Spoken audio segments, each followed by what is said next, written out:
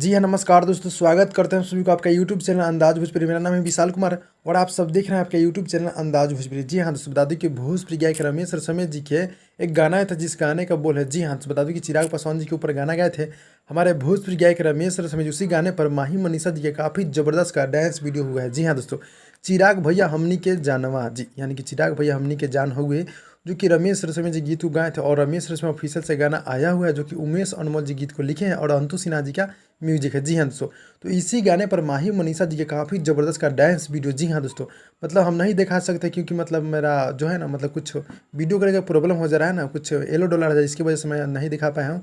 आप लोग थंबनेल के माध्यम से समझ सकते हैं। जी हाँ दोस्तों, तो माही मनीषा जी ने मतलब इस गाने पर स्टेज शो में बहुत ही ज़बरदस्त का डांस की है रमेश जी के गाने पर। जी हाँ दोस्तों, चिराग भैया हमनी के जान हुए, मतलब थोड़ा सा डांस हुआ है, मतलब थोड़ा सा क्लिप हुआ है, मतलब पूरा फुल नहीं बजा, मतलब थोड़ा सा डांस किया गया है।